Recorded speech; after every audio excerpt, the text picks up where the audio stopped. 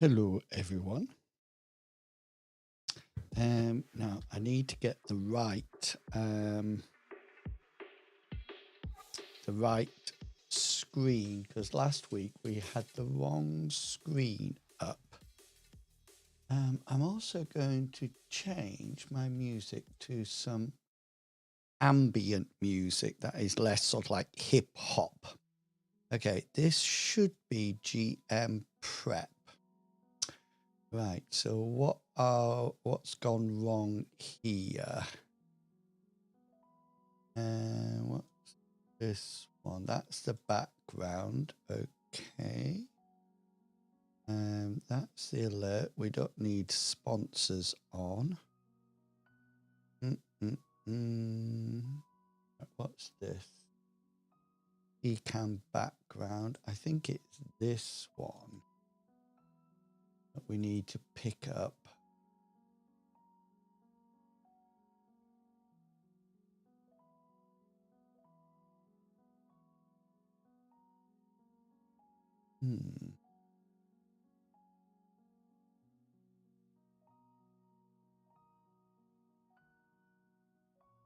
There you go. This is what we need. Oh, I've just got a message saying it's time to post. to Instagram. Let's see what this is.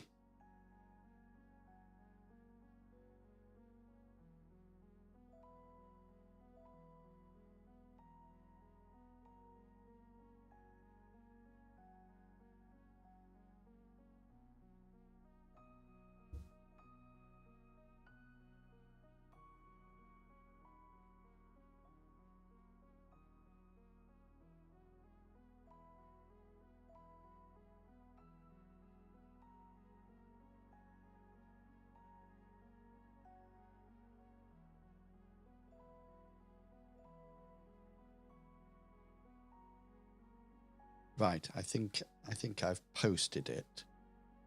Let's see. Might actually have needed to be a story, but we will see.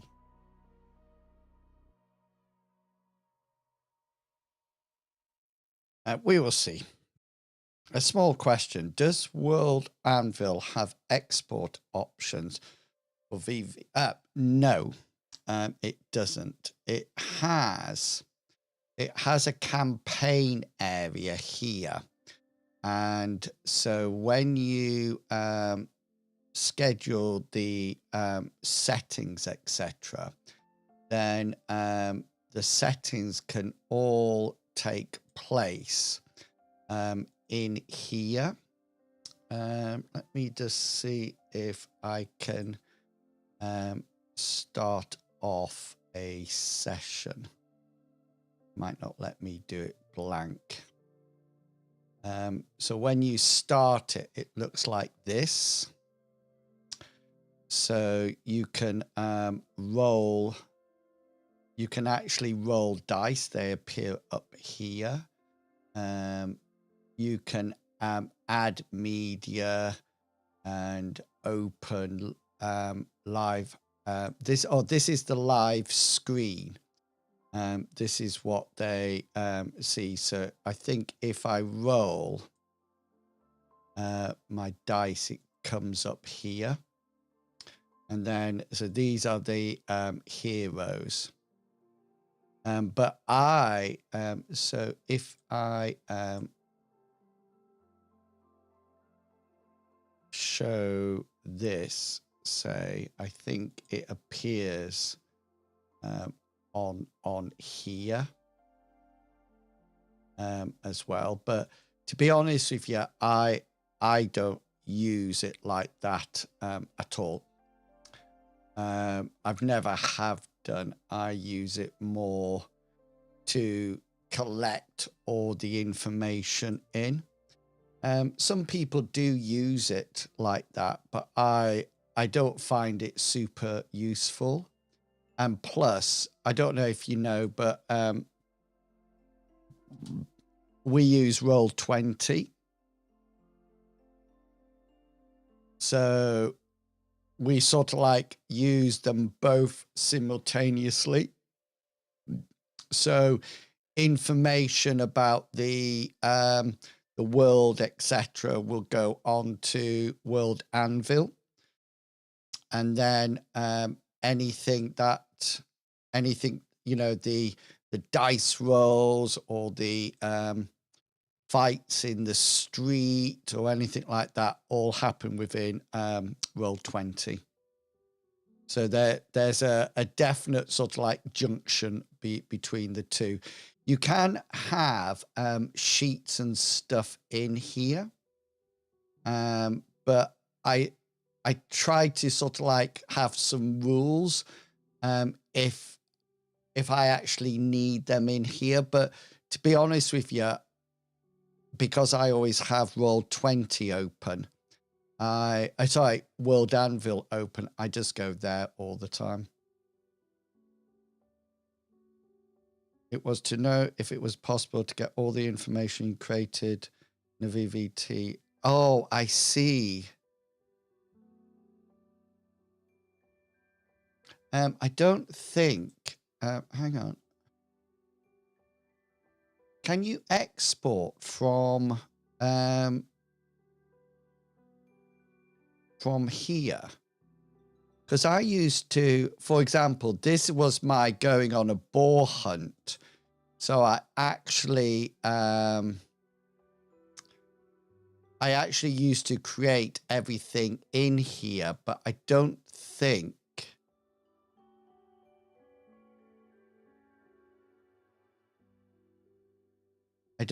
you can export at all.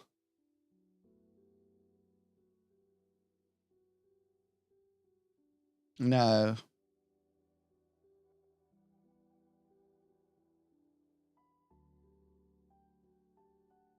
Possible to get all the information you create. Yeah. So what I did, I just left a whole load of the stuff here and copied across what I needed. And that's been it. And then it's just sort of like taken me a while, you know, that now I just live completely in World Anvil all the time. I used to use a piece of software that was brilliant, but it was only what was it? It was only PC, and it didn't have a web option, and so it wasn't. In the end, I couldn't carry on using it. It didn't have the versatility I needed. So I came over to World Anvil, made a video saying that it was the worst thing ever, and then remade it. I mean, I don't use it for the full potential at all. And like I said, there was a time that I had everything in here, all my rules, etc. But now I found this very clunky. So as you can see, you know, it's massive and everything like that, and it wasn't good, and I couldn't move it around or anything like that. So in the end, I just had to switch. I just had to switch. But it's a very good question, Alqua. It really is. Right. So there's a couple of things that I need to do today. Okay. And the first thing that I really need to do, because I'm forgetting it left, right, and center, is that I need to clarify. Missile weapons and running and movement. And I think I might even print some of this out onto a piece of paper and have it up on my notice board up there. So I've sort of like got it clearly with me. We want that to be private, and we don't need it to be published. So I always forget the rules about whether the ranges in Mythras, and how when you can use a critical and when you can't use a critical. And every time I think I know it, and then I just get it wrong every single time. So I actually need, the first bit of it is in ranged combat. This is so these are all our weapons that we have. And somewhere, it must be further up, it talks about here. Right, so this is the first bit here. Range, oops, let's slide it across slowly. Okay, this measures the weapon's effectiveness as 3 distances separated by slashes, representing the maximum close range, effective, and long range of a weapon or its ammunition. Ranges are expressed in meters. Notice that distance penalties to the user skills are independent from the weapon. See page 180. So we need to go back there. Okay. So the closed distance, the distance over which choose location may be used as a non-critical special effect, provided the stationary is targeted or unaware of the impending attack. Okay, otherwise it's a critical. The distance over which there's no significant modifiers to the weapon's accuracy. The distance over which the weapon can still inflict harm, but the damage is halved and its force is reduced by 1 step. Okay, then. So let me pop that over there and let's see if I can make sense of that and do a bit of typing. So 3 ranges, maximum of each range. So if we have 30, well, let's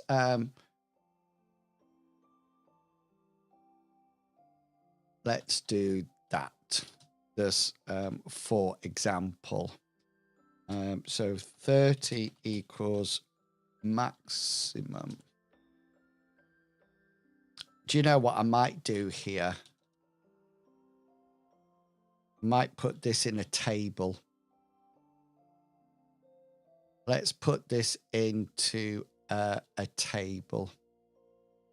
For the I have a special little program that came from World Anvil. It's free. You could do it. So how many columns? One thing here, and then the ranges along the top maybe. Okay then, so 2 rows and 4 columns I think we need.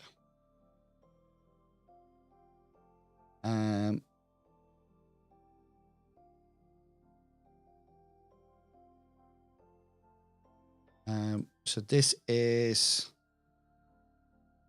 close range, medium range, long range. Okay, choose location equals critical if the target is unaware and stationary.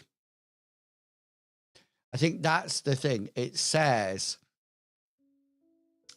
is all stationary.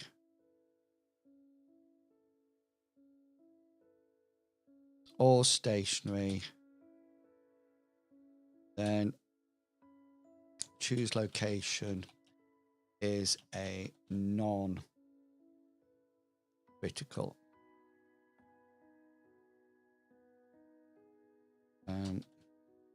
Weapon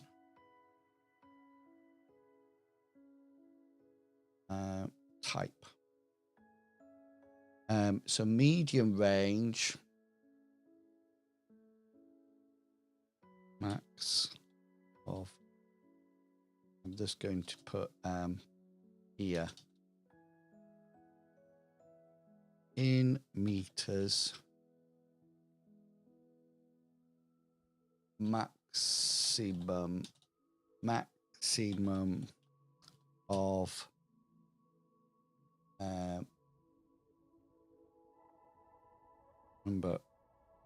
maximum number of meters for that range. Okay, that's cool.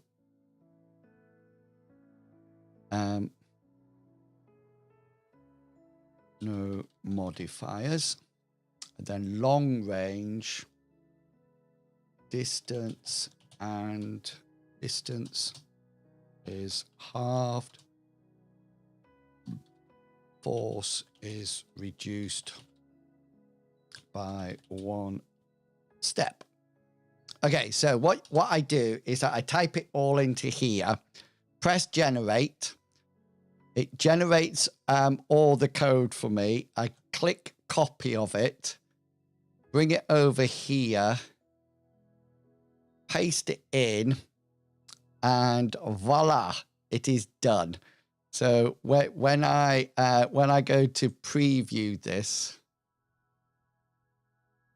it looks like this, and we got to do some adjusting because I don't like the way it looks. Oh, I'll have to live with it.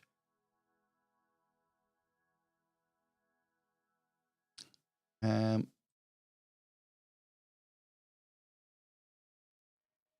think what I need to do is get rid of some of these spaces in it, like so. Let's see what it looks like now.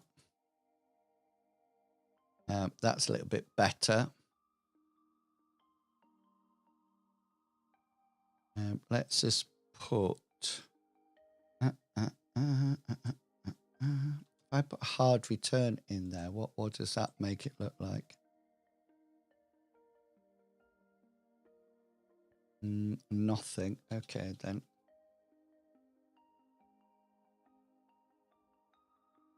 If I put a line break in, what does it look like?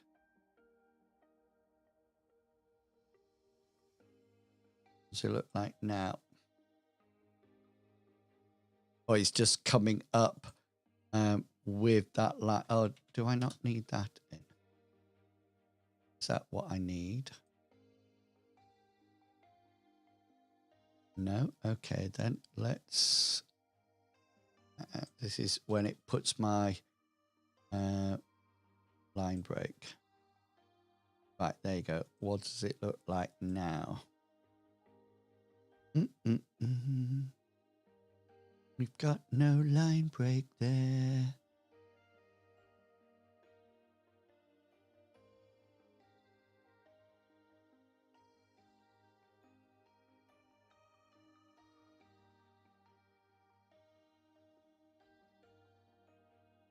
Right, let's just. Oh yes, that's put that one in.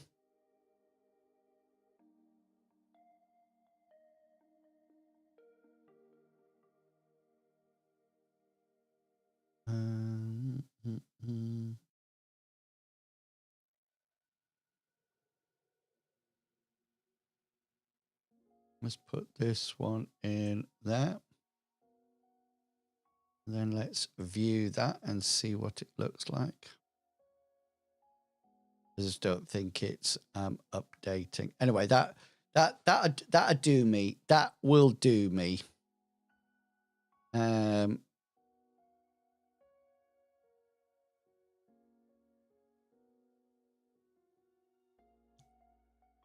So that clarifies a bit for me, and then we have something else, because we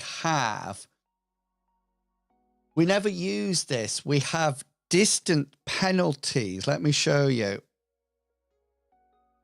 We have distant penalties. So distance, and then according to target size. So it's sort of like, if the size, the normal human effect is like 11 to is this in here, 11 to 20 size. So if it's within 20 minutes, there's no effect. But if it's between 21 and 40 meters, it's one step harder. So these are in addition every 20 meters. Yeah. According to size, the difficulty of hitting a target increases rapidly. Distance is considered independent of the weapon's range, the latter being performance a characteristic of weapons over set distances. The distance penalties can be offset by the size of the target being aimed at. These values assume an active target in the field. If shooting at a static object, knowing that for drawing increase of 1 by 2. Okay, then. Whilst there are few creatures that achieve such gargantuan scales, there are other objects that can reach sizes of hundreds, such. Oh, right.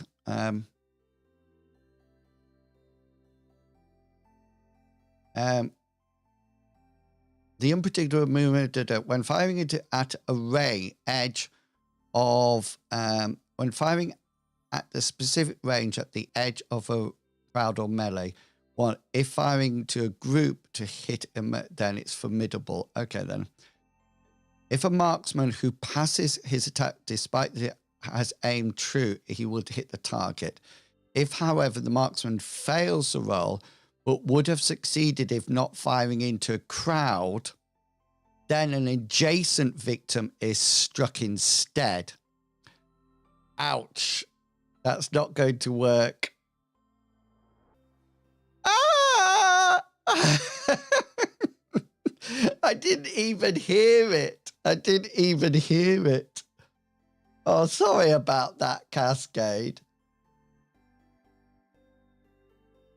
I have no idea why that didn't even sound.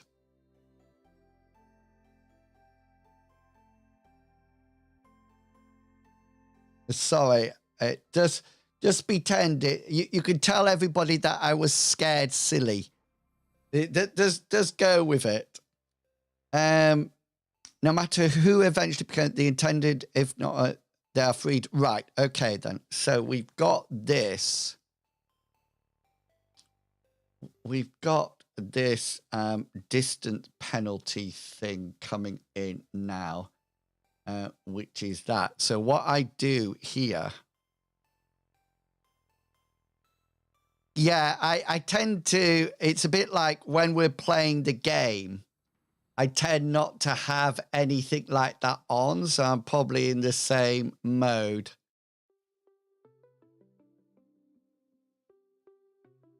I actually think that I can.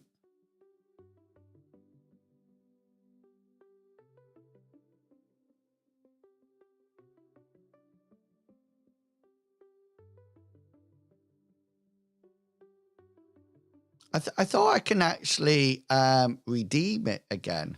I thought I could give it back to you.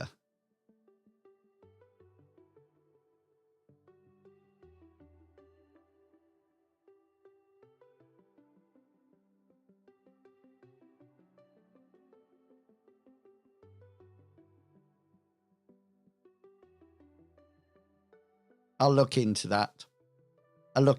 So what I've done now is that I've just copied that table.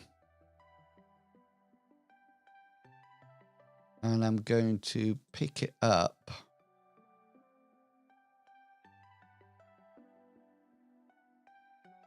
Save it with that and put that underneath here. So that's the table for that. Okay, then. Firing into a crowd. Let's give that a bit of a headline. Distance versus size penalties.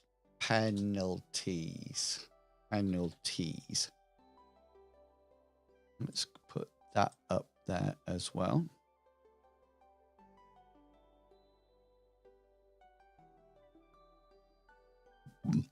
It's actually really bad. And I think I'm going to change it because at the moment it's showing everything. And I'm wondering whether or not I should turn off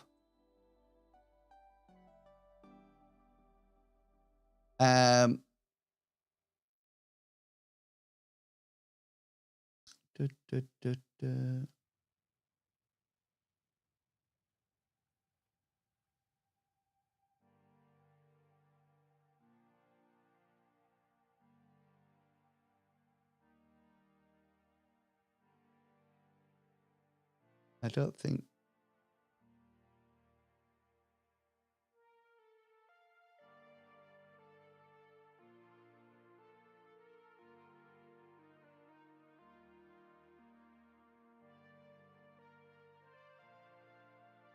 There you go. I've turned off reward requests. So when it actually pops up, it won't actually do anything. I also do. I always type everything in sort of like what I call HTML mode. But I'm just wondering whether or not I should give the visual the visual option. I may have an idea to get both information framed on a single, but it might be too cluttered for a couch. It may be on a card. Yeah, so what I also have, I have this box that I write everything out onto cards. So I put them in alphabetical order. So for example, if for the grappling rule, I have it all on a card ready if I need it.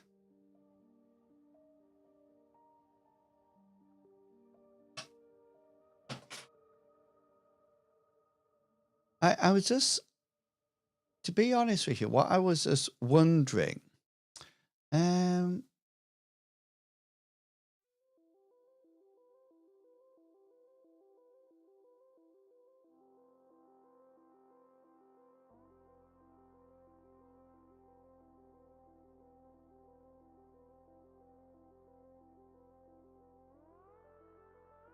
I was wondering where I actually turned it on to.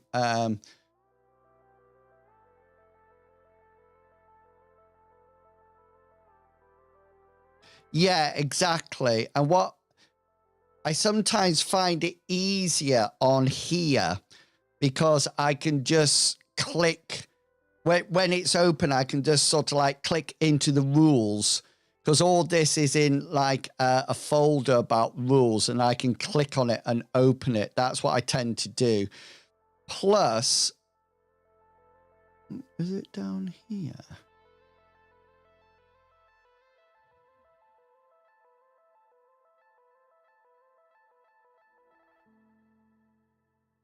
I had a...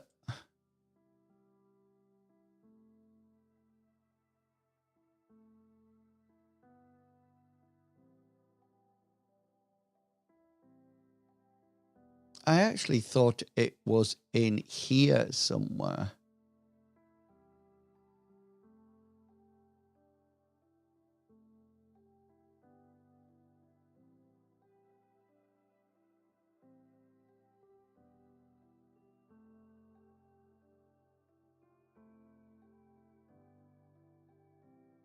The other thing that I find useful is actually typing it out. Actually helps my memory with it. Okay, then. Firing onto the edge of a crowd equals hard. Firing into a crowd equals formidable. Okay, then.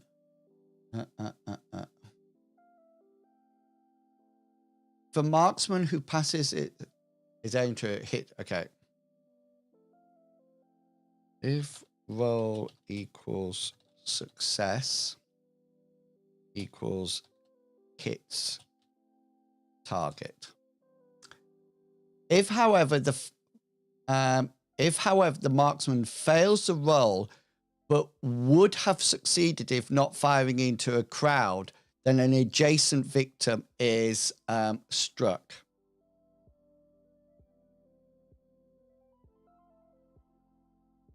Fails,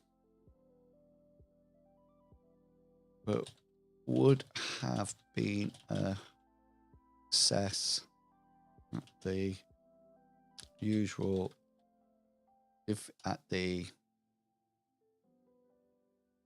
original difficulty level, not firing into a crowd, then it will hit an adjacent target.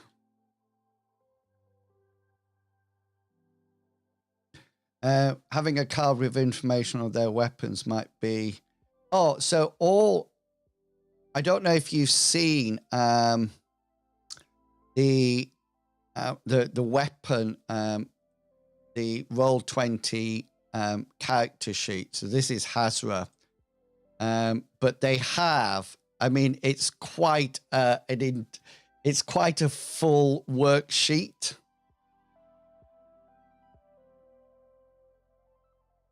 So they have all, this is his short spear. So you can see the range is there. So it's quite intense as it is. So, I mean, I think after a while, the thing is, we spend a lot of time not doing range combat, and then all of a sudden we do it, you know, and that's the other issue. I was just looking at classic fantasy.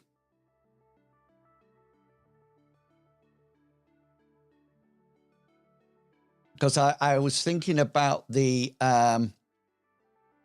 combat that we had. So say, for example, Bracif was firing at somebody in this tree. So he was sort of like here, firing here. So the range there would have been, it's 35 meters as the crow straight up. So say, for example, it was... well, let's just say it was 40 foot. He would have also had a modifier of 1 step harder because of the range penalty as well. So when he was aiming for this one here, which was miles away, so 40 foot. So if we say like 50 foot for the elevation, so 50 foot, yeah, he would still be 1 step harder to actually hit them.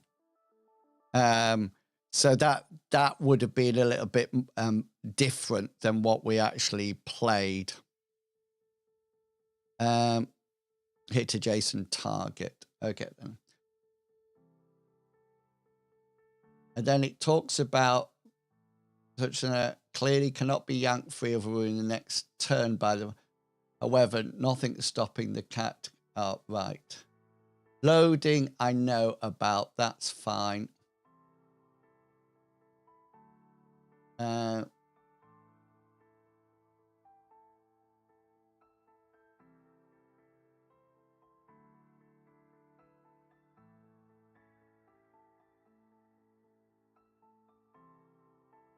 Oh, so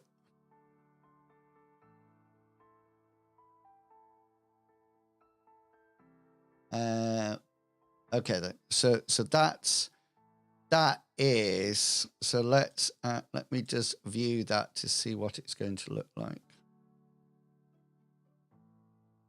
Yeah, that's nice. So I've got that now straight away.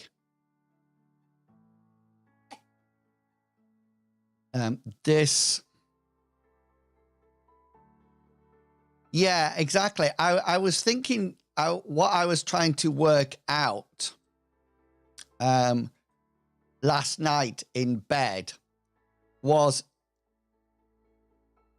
if I know, I was thinking what I need to do, and I think I'm going to do it on this sheet.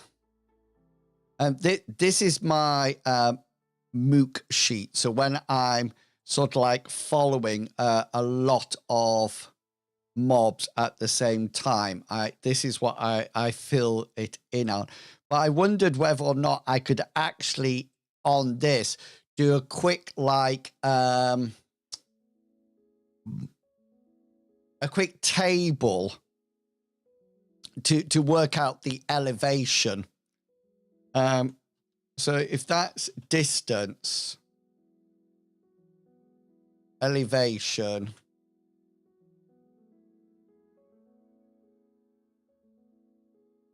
range, if we say. So so the range is going to equal, because this is basically Pythagoras, isn't it?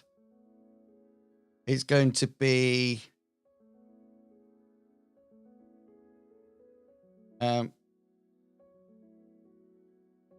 that squared plus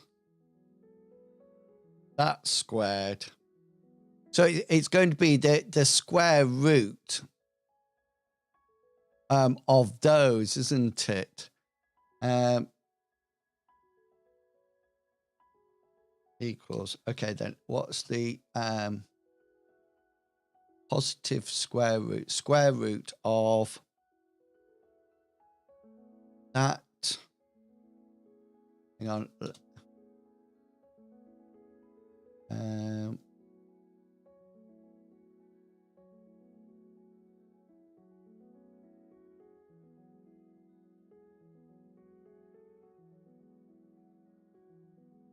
Presume it's just going to be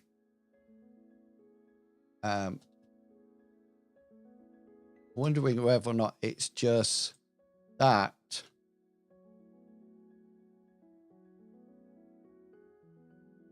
Almost like feel it should be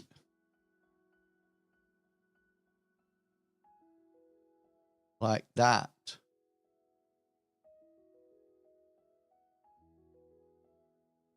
Plus square of that.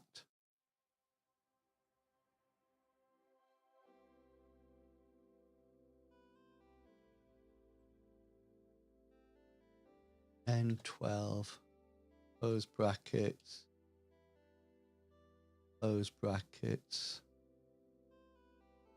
get rid of that.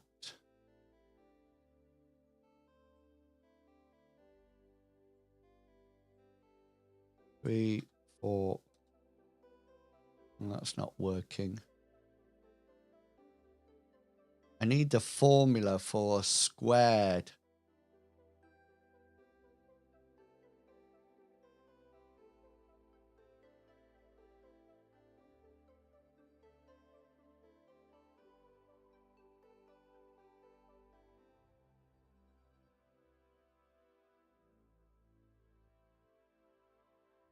Equals that.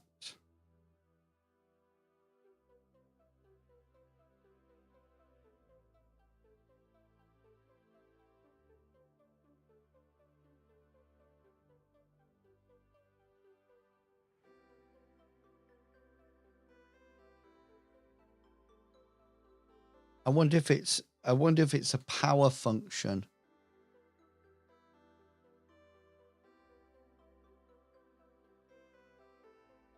It's going to be a power.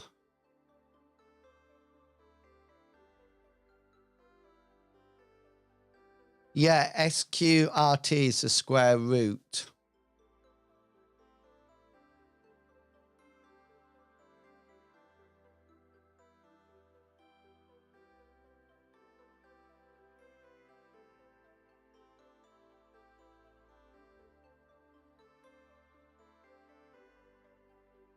I don't know.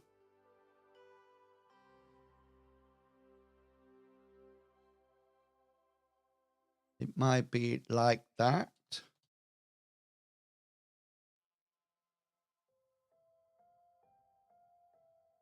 That gave 8. Good grief, how's it giving 8?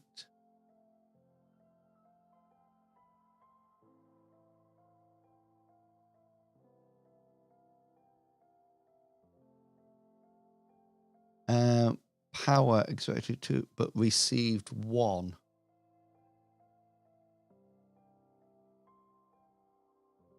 Nine. That's it. Okay, then I've done it. So this is power that, comma 2. And this is power that, brackets, comma 2, close brackets. There you go. It's done.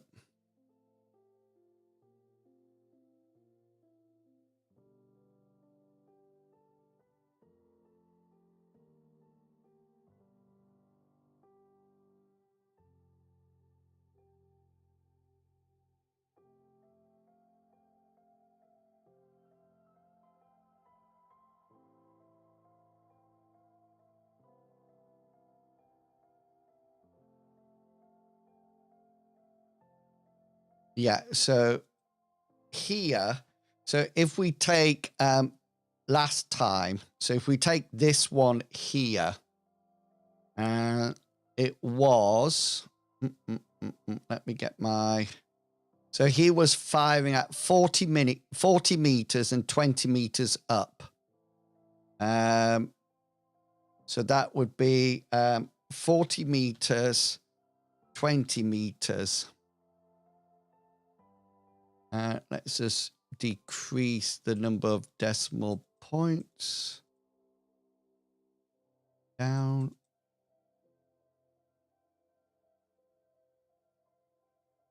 So that would be 45 meters.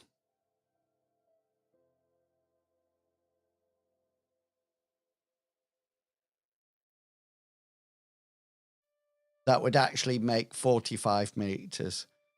So that squared, let me just make sure it's doing the maths right.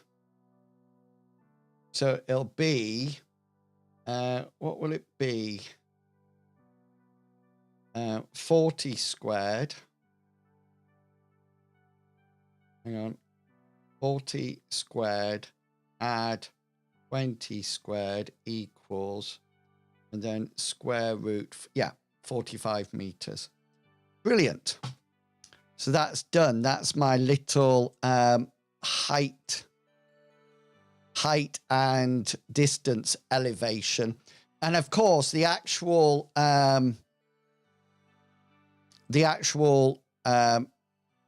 units won't matter.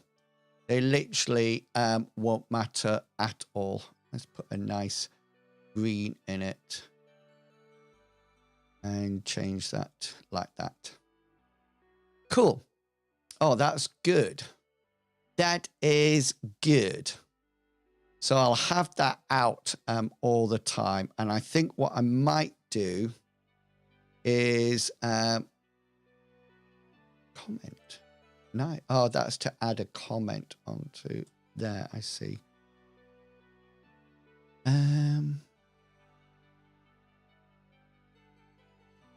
I thought there was something on here that you press and it takes it back into BBC, out of BBC code. But I can't remember what it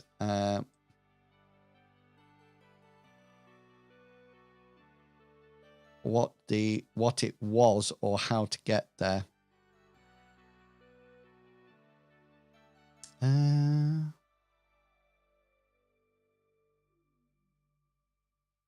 What's this one? I don't know. Update Discord. Metadata.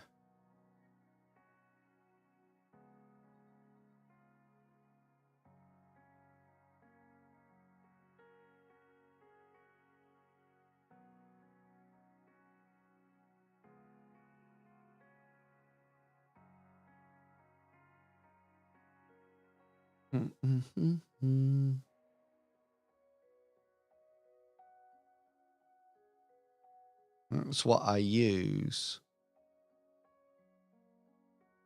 I don't think it tells me how to.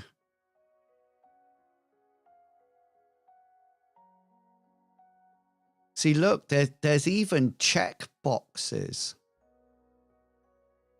in it. So I think I'm using the right format. I think I just need to make sure I get used to it. So that's cool. Okay, then. So that's all done. So we'll move that into rules.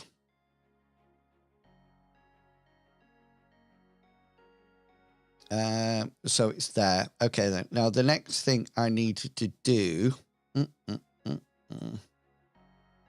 Oh, hang on. I think I've got a movement article already.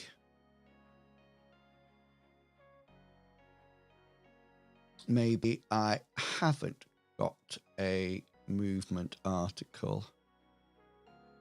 Okay, then, in which case we're going to make one.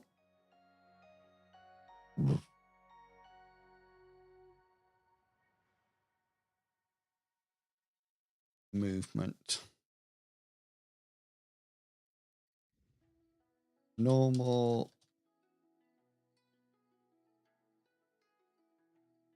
Movement as character sheet. Run equals sprint equals. Well, I think run is 3 times movement speed. And sprint is 5 times movement. But I need to just check that because a lot of the time I'm just making it up as I go along. I'm just thinking, oh yes, we'll do. And I find that if I say confidently, if I say, oh yes, 5 times or 4 times, then people just accept it. And really and truly, I'm just thinking, oh, I hope that's right. I hope that's right. Movement rate.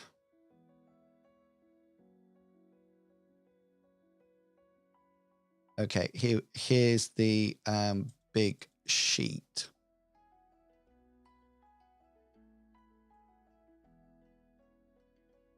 Running is base move. Running can be maintained basically anything fast. Maximum running, triple move rate, right? Yeah.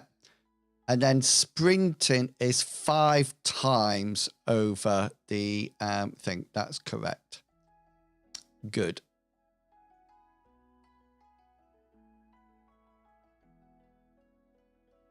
Yeah. So I am correct in that. That's good, but we'll keep this here just so we've got it.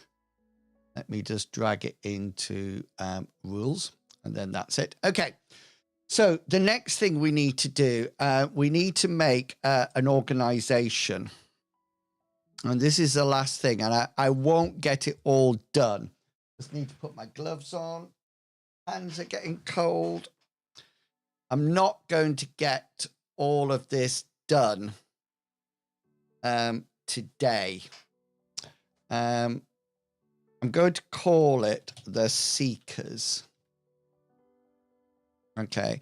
And I need to have, what does Dan say?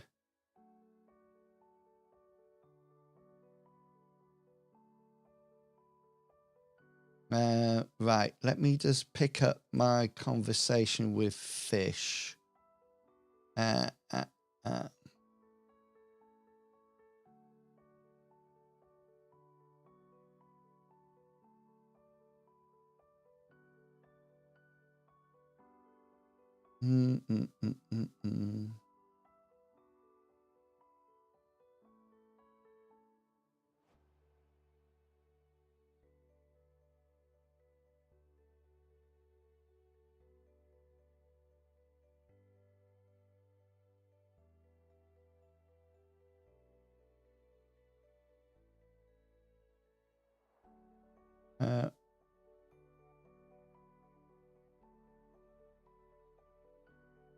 Right, here was my idea.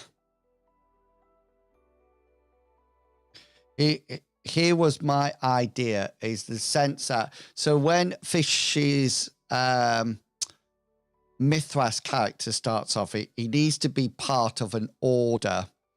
And I had this idea of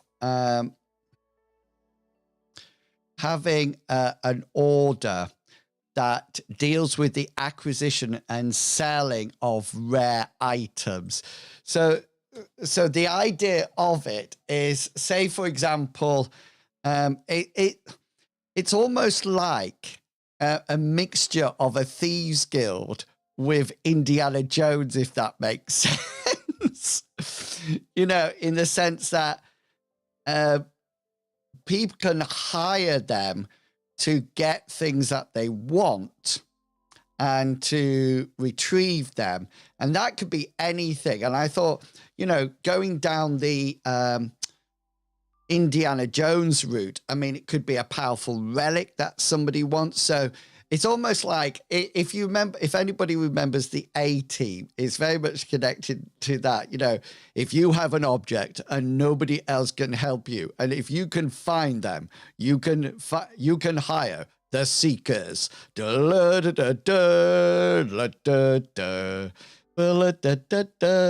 it's just sort of like that. That's what I'm sort of like thinking I'm going to go on to. This idea of, okay, then you can actually hire them if you wish. That provides a service. They will, for the right amount of money or actions, locate and deliver anything from a stolen family heirloom to a rare and powerful relic.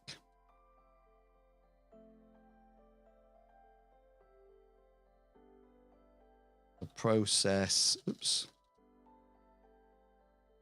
is as follows.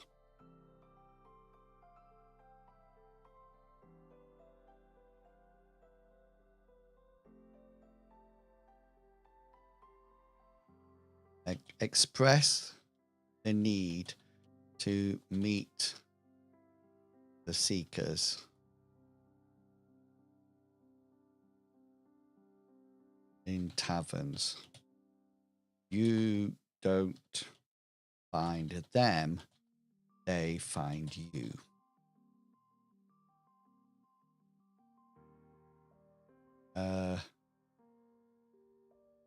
But I like the idea of different ranks.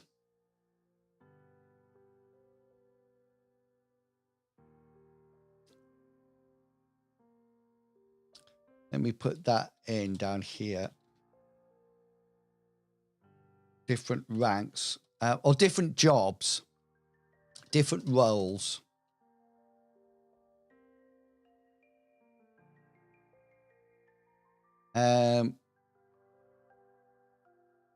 Seekers collect and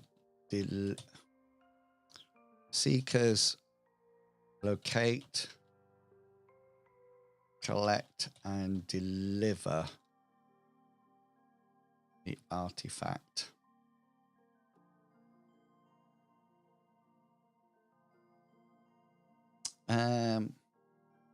So I want a group of people manage the money deliver the artifacts to the order. We'll put somebody manages the money, the storage, and the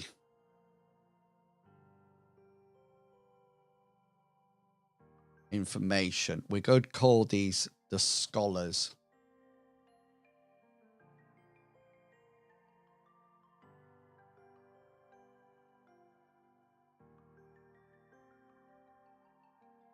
So the scholars are all in charge of like the business side of it. So they're rarely seen and nobody actually knows who they are at all. And then you got the seekers, who will be like Fish's character. They're the sort of like the active people that actually go out to collect and then deliver the artifacts back to the order.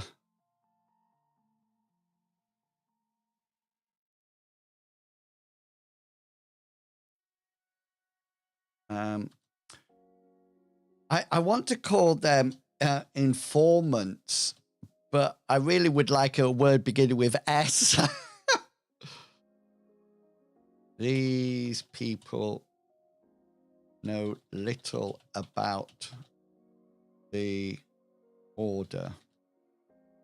They are responsible for meeting the client and then dropping the information off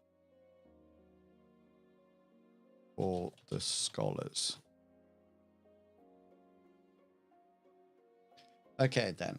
So you go into a tavern, or you go into a series of tavern, and you make it aware just by talking that you're going to try and you need something located. And then when this gets back, this is via the informants. The informants hear this and then get back in touch with the scholars, who then tell them to meet up with the person who's looking for something. They will collect the information. Well, no, so they listen in, and then they talk to them and say, okay, then what do you want? What are you prepared to pay? And then they go and feed that information back to the scholars. The scholars then decide on payment and search for the object, see where it is, and then deliver. An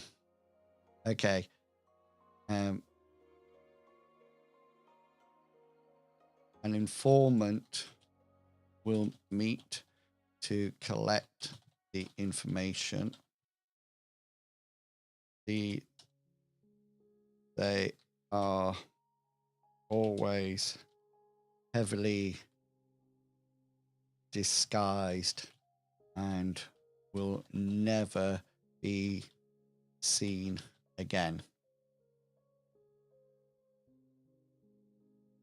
The information is passed on to the scholars, who arrange, who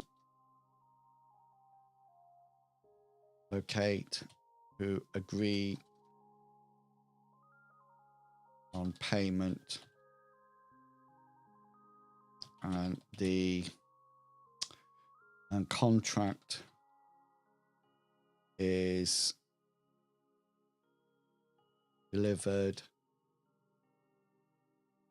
back to the original person to be signed and then left for collection.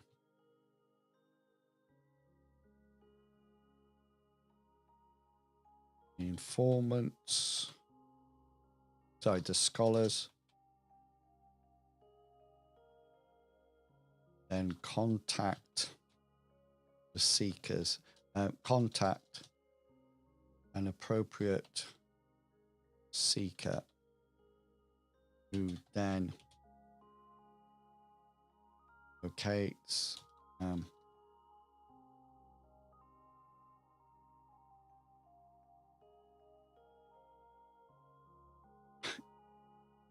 acquires, that's the word I was looking for, acquires the artifact and returns to an informant. Okay, we need another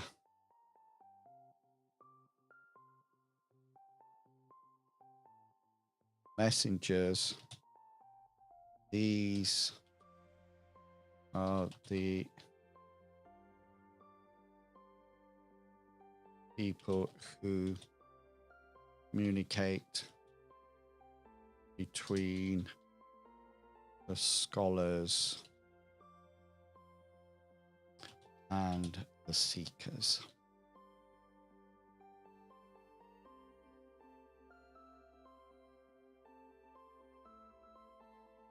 By a messenger that returns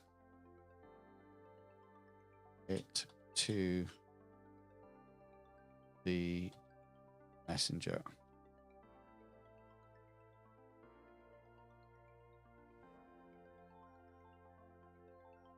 When payment is received, then the artifact will appear with delivered. There we go.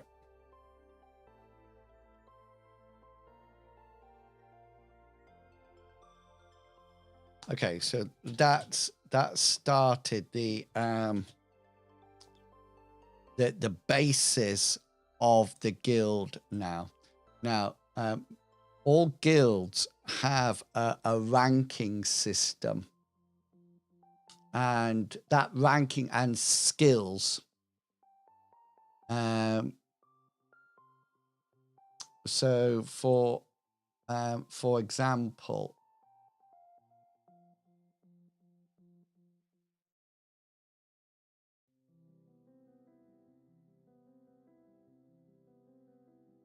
let me show you some.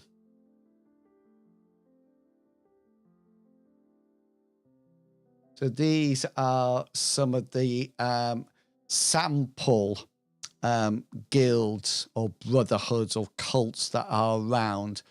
And what I need to do is sort of like fit one into them and sort of like think, okay, then this is a good. So we've got here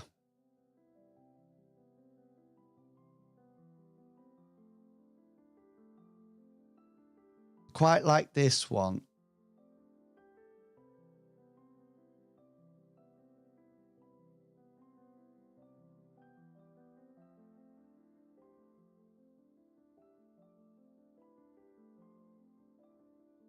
Or I might actually go for a thieves assassin guild. That's what I might go for. Because that sort of like fits in better.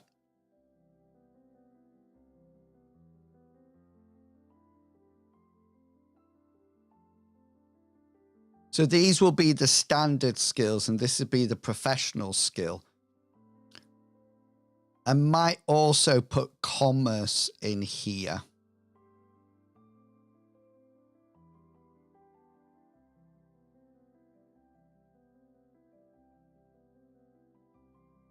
I might mix it up a bit, actually, depending on their role. That would be good.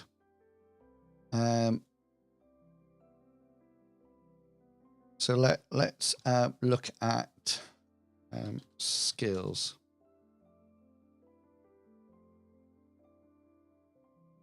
So seekers, standard skills will be, actually, I don't need to do all the others unless somebody decides to actually join the seekers, and which is unlikely. So standard skills will be conceal, deceit, evade, endurance, combat style. And then professional skills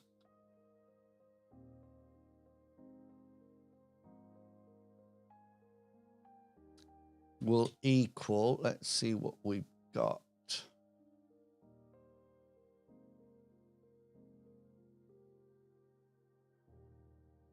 Sleight, commerce, disguise, if they want it. I think that's probably it. I don't think they would need anything else.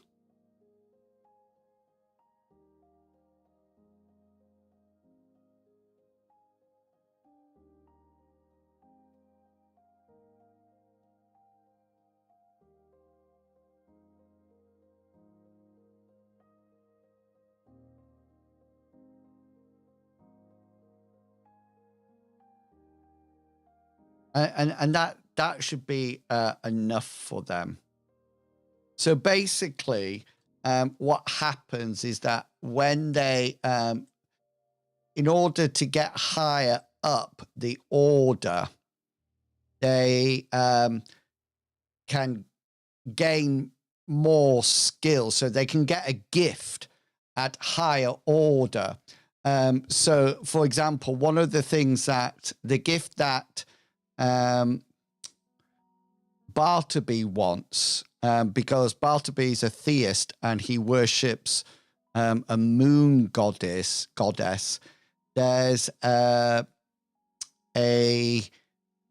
gift that actually says that they don't need sleep.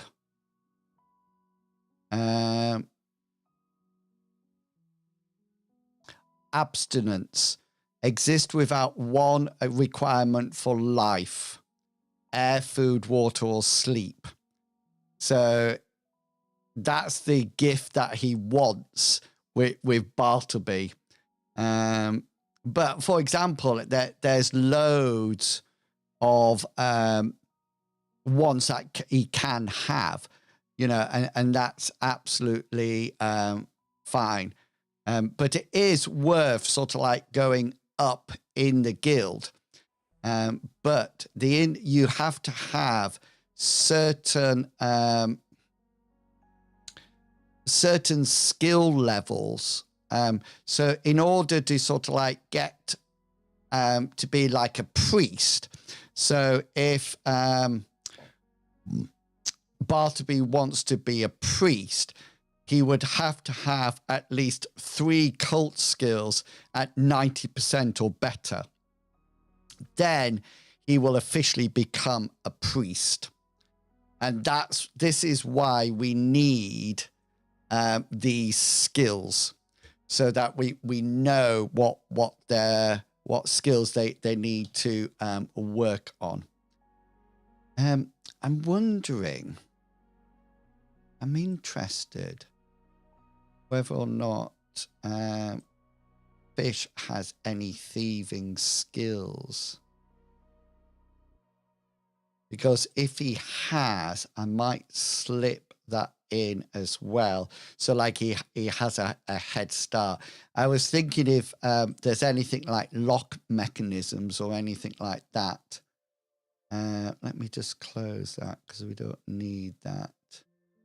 I think this is his character. Yeah, so there's lock picking and mechanisms. So those would be a couple of good additional skills to put in there, I think.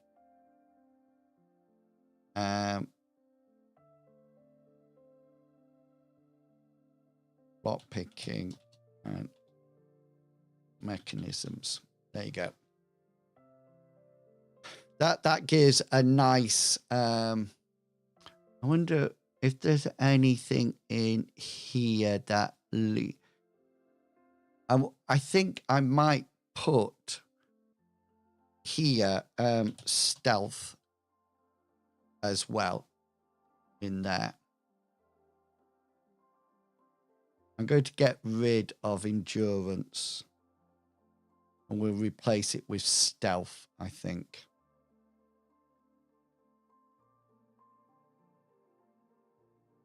That's good. I like that.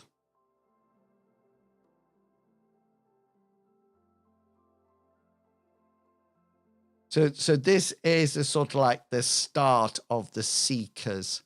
And I wanted to make a sort of like a start of it today. So what I like to do is take this information and copy it. And then I like it in the sections to pop it there so I can see it straight away. So if I view this in another window, you can see it's up there straight away. I think we'll put in here, we'll put in a line break. And that should alter that eventually when it happens.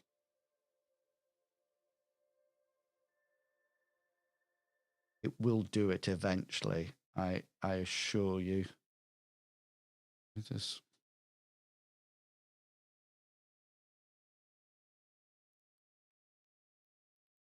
what's this one?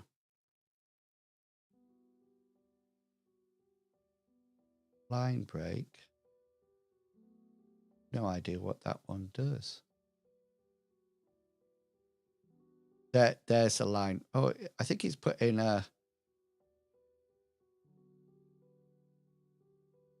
I might put in 2 line breaks there. Just so it's spaced it out a bit. What is that? Line break.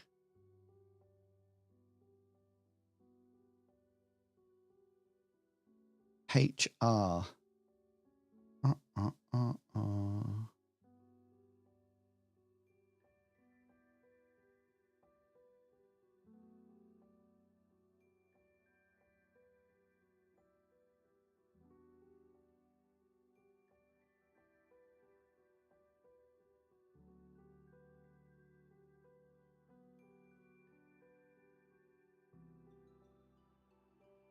I'll have to look it up later.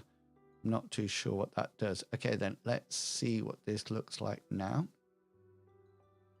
Oh, it's an underline. Look, it underlines it.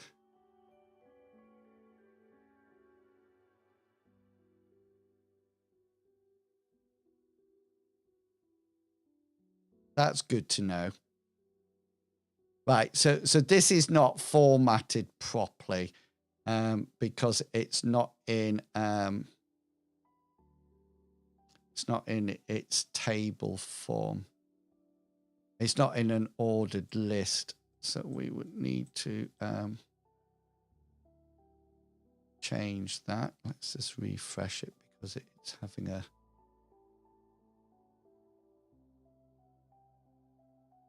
so this, we need this to be a numbered list. So what I do, I copy this first bit here, just copy that, and then I paste that all in here like this.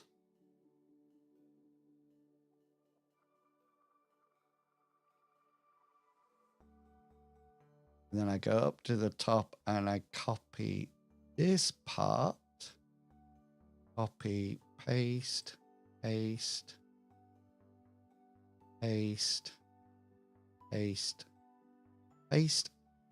And then I copy this part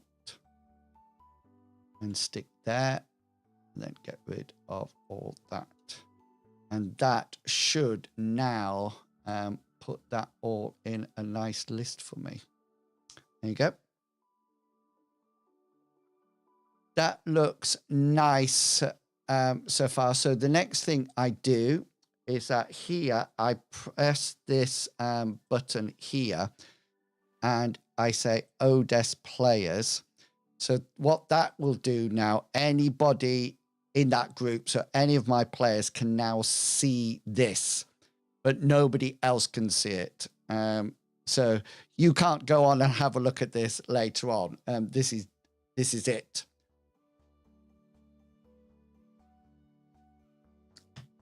So what I do then is that I press view.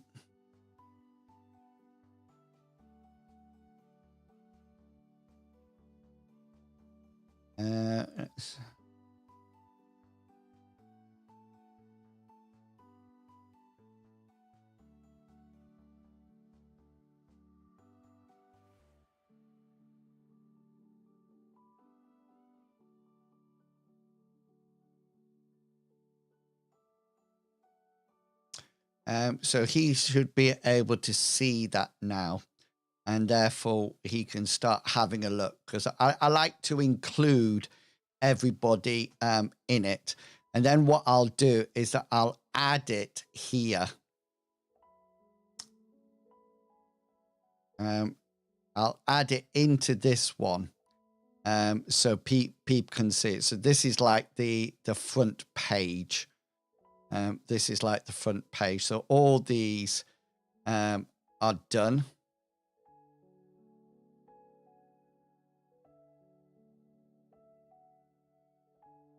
So they're all done there.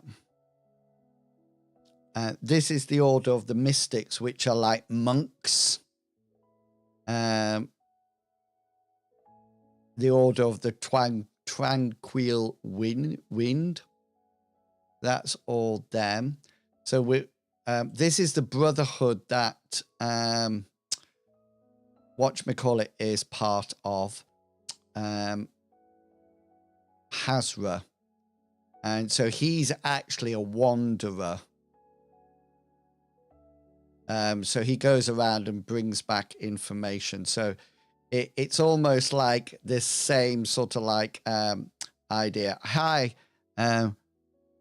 Kapani, I'm going to go for. It's my it's World Anvil Zal. So it's where I store all my information for my quest for Mythras. So all the information is here. So it's like this is all the sorcerer's magic, and then this is also Gulliver was the order of the Kraken, but we didn't get far with that one. So Order of the Phoenix, the red one, we've done a lot of that because that's what Cyrus is. So we've done a lot of skills. We had somebody who wanted to be an animal handler. Oh, this is all the deities of the in the campaign. And then somebody wanted to be a beast handler. So I created this whole guild here about them, but he didn't stay. And then we got settlements here and everything like that. So this is the other one that I'm working on at the moment. So this is the spirit of death, decay, and darkness, which is necrosis, which is the people that the new animist will be.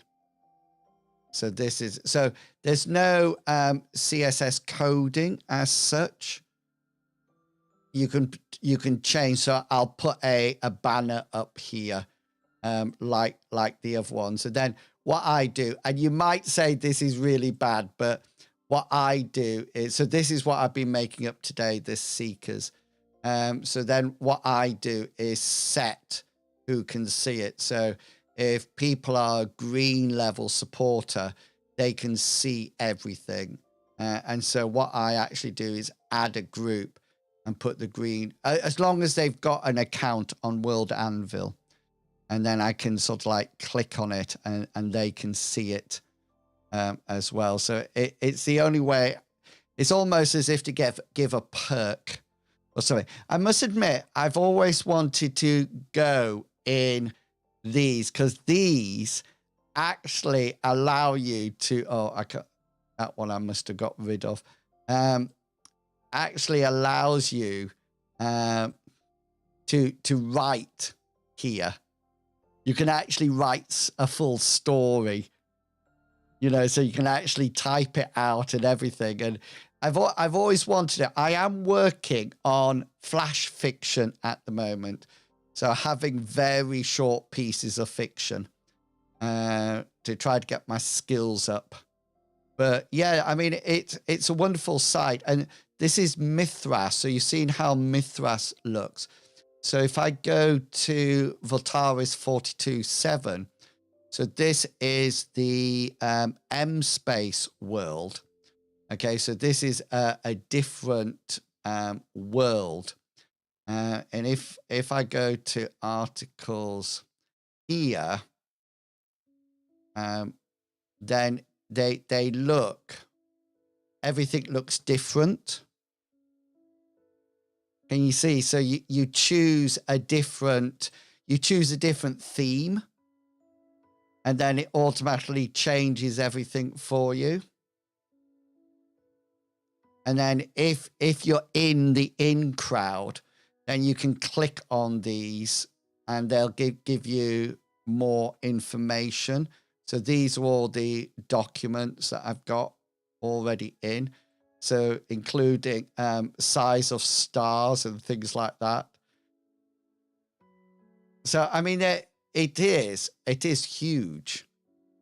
The actual size of it. I pay for it. But then, yeah, that's what I think. I'm glad you said that, because that's exactly what I like, having all the different themes. So if I go on to Metro City is for, what's it called? Destined. Okay, so Metro City is destined, and this has got sort of like this background that's quite psychedelic.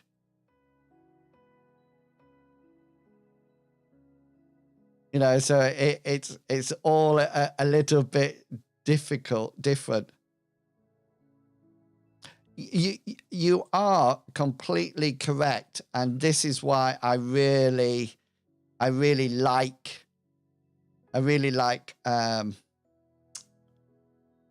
World at Anvil, because I tell you why it allows me to focus on creating stuff for my world without worrying what it's going to look like. You know, I know that it will look brilliant. I know that. You know, it's just a matter of, I just concentrate on putting the thought into creating something, and then that's it. So this is the current adventure that I'm working on.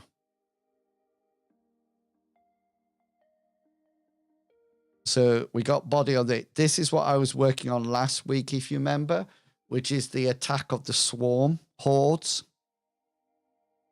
which is all done and dusted. It needs a banner on it, obviously. and I'm a bit stuck where I'm going to go after this. I can't decide what the next step is going to be at all. It says here, journey out into the investigate farms and land, encounters with haunts, identification of action via spirits. So that's sort of like the next thing, but I haven't got a vision of what it's going to be like. And if I haven't got a vision, it's pointless me trying to write it because nothing will come. I just know it.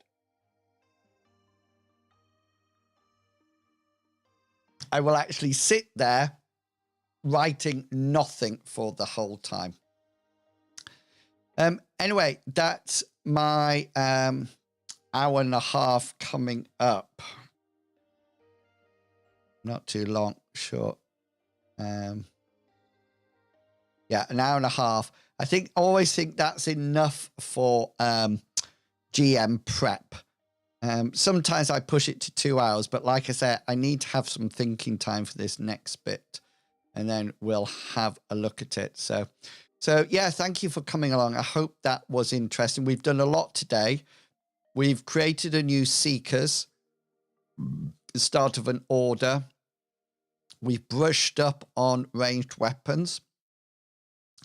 We've changed our Mook sheet so we can get elevation and range. So these are all, so this is actually Pythagoras that I've managed to type in. So I can actually work out what the elevation is. So if there's so many forward and so many elevation, what's the actual range? So I've done that tonight as well. That took a bit of time to figure out what the code was. The maths was easy because it's just Pythagoras. But the coding, that was the difficult bit, trying to remember what the coding is. So this is interesting. So this is why, let's see if I don't know whether or not I can show you because they might not.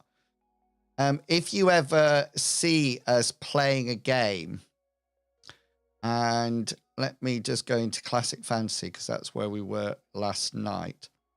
If you ever see us playing a game and one of the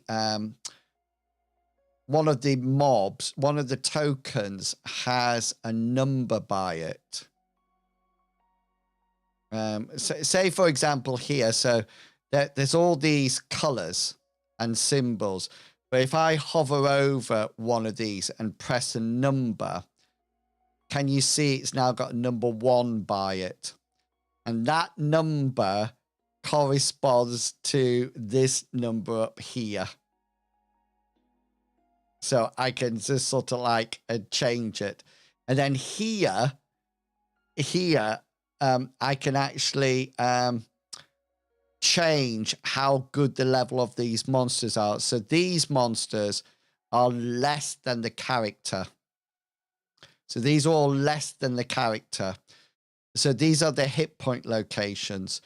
This one is the same as the characters, roughly. And then this one is more than the characters. Okay, so if I want a really tough mob, I'm coming in here. Equal pegging in these. I'm in this one a lot at the moment, just because they're just doing cannon fodder. I just need to put, can you see there's some numbers missing here? Have you ever used Meg? A Bitter Coast Pilgrim. Thank you for the sub last night. It was very kind of you. I don't have any alerts going when I'm DMing. What I don't know what Meg is. Do enlighten me. They used to have them on the tokens here. Let me just get rid of that on Bell because otherwise it'll look strange. They used to actually have it on the character sheet. Oh yes, yeah. Yeah, so I used that to import them into Roll20. So let me see if I can show you.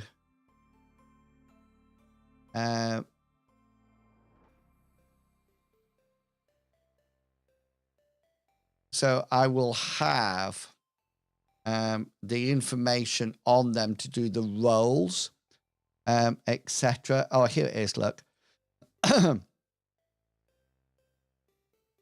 So yeah, so I take it from Meg and import it into, not into there, into here. And that fills out the character sheet. So I've got all the skills here, but because you only get one hit point and location, etc., I can quite easily lose track. It used to have a MOOC, and it was fantastic, but with the upgrade, Digital Pagan, it didn't come with the update. So now I just sort of like use my MOOC sheet for multiple characters, and I've got multiples up there, but it also, I do multiple skills down here. So if, for example, it's something that I haven't got a skill for, I'll just roll a 1d10 and stick it in, and I know it's one of these. It is the skill level, so to speak. So yeah, so they all import into here. Then I just alter little things, you know, that I want to. So I changed the combat style of this to necro bashing, etc., etc. So yeah, I use that to sort of like go in. So things like the giant spider that we've got coming up. Again, I'll use the MOOC sheet for that, or I'll just make a note of it because it's got so many locations. It's unbelievable. It's really difficult to do. I used to do it that I used to make several spiders called Spider 1, Spider 2, Spider 3, Spider 4, but that was a nightmare. That really was a nightmare to sort of like keep up to date. You can see it's a bit, I know this is classic fantasy. So if we go into Mythras, you'll see all the different monsters, because that's what I actually started to do. It doesn't want to leave the game. There you go. This one. So I used to make multiple tokens, and then I used the MOOC sheet, and now I've had to sort of like go halfway between the two. So if we look here,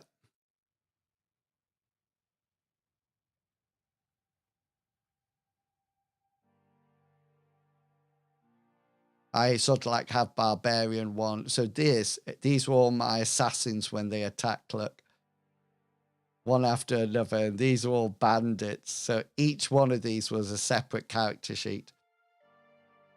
Oh yeah. I really like Roll20. As you can see, I've used it a lot. I like Roll20. And yeah, it's quite, and there's also a huge amount more in here as well. So these are the ones that I've sort of like stored away. So I don't need it anymore. This was the climax of the last battle.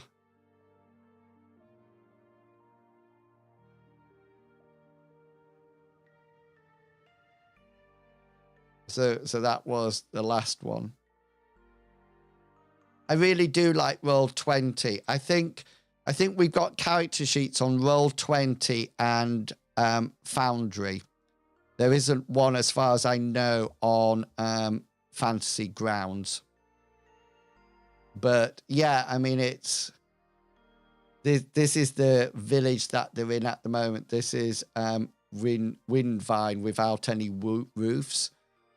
So this is wind vine with roofs on, which is really good. This is Airwood. I don't know what these two are. I forget what I've done half the time.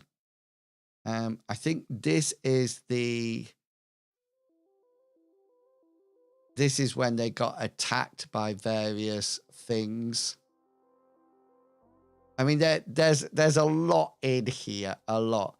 Well, this was when they were on the ship and got attacked by the Kraken and everything, which was fun. This is a forest camp one. Oh, this is attacked by werewolves. Look, you can see all the werewolves coming in. So yeah, lots of fun. So I really like Roll20. I have to say, I've used it for such a huge amount of time, and plus I've actually got quite a number of purchases. You know, so I've got a huge amount of icons and everything that I can use. These are all ready just to go, so I can bring it out. These are forest towns. Can you see? So there's absolutely loads. These are libraries. I mean, it goes on and on. So these are nice. So these are ready-made. So this is a white dragon lair. But I also pay for it as well, Bitter. So I'm a pro. So I've been a member since 2016. You know, so I've been on it a while.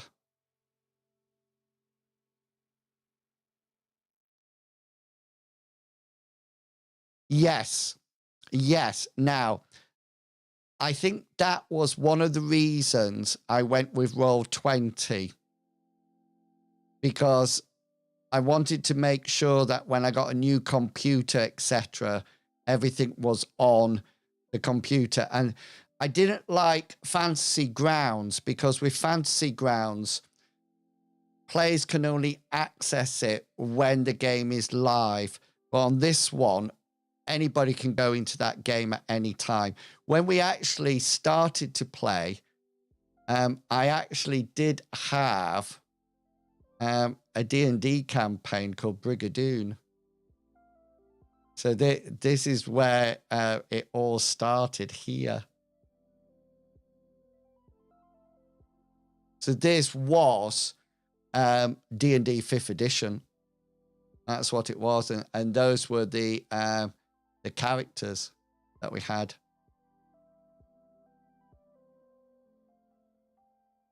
Which was fun.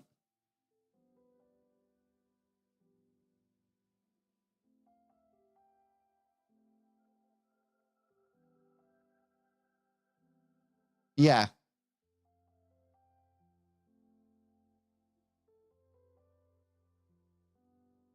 And then on top of this, I also pay for Zoom.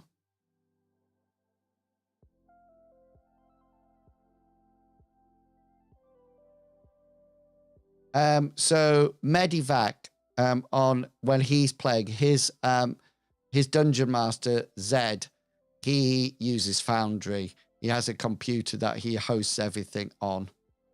I didn't know, you know, if it is accessed and stored on your PC, when people play the game, are they actually connecting to your PC therefore? I like Roll20. I've enjoyed it for a huge amount of time, and I'm not. It'll be a while before I actually leave it, I would have thought. Well, if I do leave it, I'm going to lose a huge amount of money.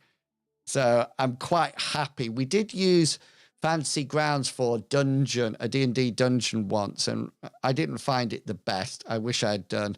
So when Spelljammer came out, we ran it on Roll20. That's where we ran it. Okay, I'm going to head off now. Thank you so much for coming along and supporting me this evening. I hope that was interesting as we delved a little bit deeper. Next week, probably finalize the Seeker Brotherhood, but then we'll move on to the next adventure, I think, and try to get that done because time is running out. As far as I am aware, you need to give them access. Yeah, and that's why I went Roll20. Notice I knew what AFAIK was there. Nice to see you, Zal, and Cascade, and Alqua, and Pilgrim, and everyone. It's been lovely sharing some of my creative juices with you. I will see you all next time. Until then, stay safe, everyone, and healthy, and I'll catch you all later. And if you're playing any RPG games, then happy role playing, everyone. See you later. Bye-bye.